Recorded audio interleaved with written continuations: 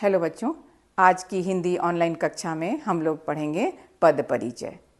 ये इससे प्रश्न आते हैं परीक्षा में, 10वीं बोर्ड की परीक्षा में कोर्स ए हिंदी में पूछे जाते हैं कि दिए गए पदों के व्याकरणिक परिचय दीजिए। तो इसको समझने के लिए सबसे पहले हम लोग जानेंगे कि शब्द किसे कहते हैं और पद क्या है। वर्णों के सार्थक एवं स्वतंत्र समूह को ही शब्द कहते हैं। जैसे घ जोड़ र घर, ध जोड़ न धन, ये दोनों शब्द हो गए। और यही शब्द यदि वाक्य में प्रयुक्त किए जाते हैं तो ये पद कहलाते हैं। जैसे यह घर है, प्रत्येक काम के लिए धन चाहिए। तो शब्द और पद आप लोग समझ गए होंगे। अब दोनों में क्या अंतर है? शब्द जो हैं वो सार्थक एवं स्वतंत्र होते हैं, ये वर्णों के मेल से बनते हैं। लेकिन और पद क्या है? यही पद, यही शब्द जब वाक्य में प्रयुक्त किए जाएं तो ये पद कहलाते हैं। जैसे एक उदाहरण के द्वारा हम लोग समझेंगे, चली लाल कार सड़क पर, ये सभी शब्द हैं।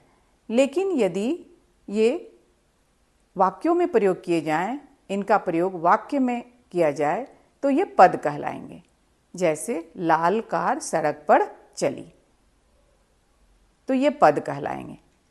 और वाक्यों में प्रयुक्त प्रत्येक शब्द जो है वो पद कहलाएंगे। आइए देखते हैं पद परिचय। शब्द भाषा की अर्थवान स्वतंत्र इकाई है, तो वाक्य में प्रयुक्त शब्द पद हैं। शब्द, अभी आप लोगों ने समझा शब्द किसे कहते हैं। भाषा की अर्थवान मतलब अर्थ देने वाली, स्वतंत्र मतलब आजाद इकाई है, तो वाक्य जो है, तो वाक्य में प्रयुक्त मतलब प्रयोग किए जाने वाले जो शब्द हैं वो पद हैं। अभी मैंने आप लोगों को उदाहरण के द्वारा समझाया था। वाक्य में आए पदों का विस्तृत मतलब विस्तार से, व्याकरणिक मतलब व्याकरण, उनका व्याकरणिक परिचय देना, व्याकरणिक परिचय प्रस्तुत करना ही पद परिचय कहलाता है। पद परिचय देने के लिए शब्दों के भेद, उपभेद, लिंग, वचन, कारक आदि का भी परिचय देना होता है। पद परिचय में निम्नलिखित बातें बताई जानी चाहिए। पद परिचय में क्या क्या बातें बताई जानी चाहिए, आज हम लोग इसकी जानकारी प्राप्त करेंगे। देखिए, सबसे पहले संज्ञा, संज्ञा पद इसको कहेंगे। संज्ञा में देखिए क्या बताएंगे, किसी भी पद का परिचय देने के लिए क्या बताएंगे। संज्ञा के तीनों भेद आप लोग, संज्ञा, सर्वनाम, विशेषण, संज्ञा पद है, विशेषण पद है, क्रियापद है, सर्वनाम पद है, अव्यय है, कारक है। तो आप लोग ये सब पढ़ चुके हैं, आप लोग समझ भी रहे होंगे। तो संज्ञा के तीनों भेद, जैसे व्यक्तिवाचक, जातिवाचक, भाववाचक, लिंग, वचन, कारक तथा क्रिया के साथ उनका संबंध इत्यादि यदि हो तो ये आप लोगों को बताना होगा पद परिचय बताते समय। इसके बाद क्या है? संज्ञा के बाद है, संज्ञा के बाद है फिर विशेषण, सर्वनाम है। संज्ञा के बाद सर्वनाम है। देखिए सर्वनाम में क्या बताना है। सर्वनाम के भेद 6 भेद हैं। पुरुषवाचक, निश्चयवाचक, अनिश्चयवाचक, प्रश्नवाचक, संबंधवाचक, पुरुष, लिंग, वचन, कारक तथा क्रिया के साथ उसका संबंध। पद परिचय में ये भी बतलाना है। फिर तीसरा है विशेषण। विशेषण आप लोग समझ रहे हैं, विशेषण के भेद भी, विशेषण के भेद बतलाना रहता है। गुणवाचक, संख्यावाचक, परिमाणवाचक, सार्वनामिक विशेषण। लिंग, वचन, कारक, लिंग, वचन विशेष्य जिसकी विशेषता बता रहा हो। फिर चौथा है क्रिया। क्रिया के भेद 2 भेद हैं, अकर्मक, सकर्मक। लिंग, वचन, पुरुष, काल, पुरुष, धातु, वाच्य, प्रयोगकर्ता व कर्म का संकेत बताना है।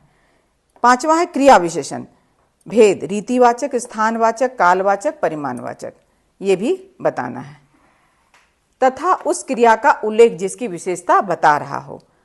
6ठा है समुच्चय बोधक। आप लोगों को अव्यय की भी पढ़ाई हो गई है, जिसमें क्रिया विशेषण, समुच्चय बोधक, संबंध बोधक, विस्मयादि बोधक आप लोग समझ रहे होंगे। जिन शब्दों, पदों, वाक्यों को मिला रहा हो उसका उल्लेख करना है। संबंध बोधक में क्या है? 7वां में भेद जिसमें संबंध है, उन संज्ञा सर्वनामों का निर्देश। विस्मयादि बोधक आप लोग समझ रहे होंगे, भेद तथा कौन सा भाव प्रकट कर रहा है। ये सभी आप लोगों को पद परिचय में बतलाना रहेगा।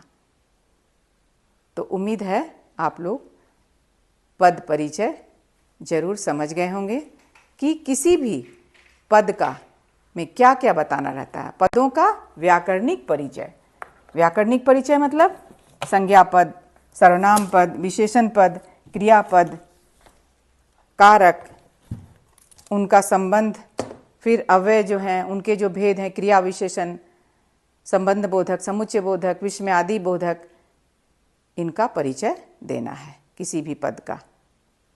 तो उम्मीद है आप लोग जरूर समझ गए होंगे। अगली कक्षा में हम लोग समझेंगे कि किस तरह से पदों का व्याकरणिक परिचय देना है। तब तक के लिए धन्यवाद। अगर मेरे वीडियो में नए हैं तो कृपया लाइक, सब्सक्राइब एवं शेयर जरूर कर दीजिएगा ताकि आगे आने वाले वीडियो का नोटिफिकेशन आप लोगों को मिलता रहे। धन्यवाद।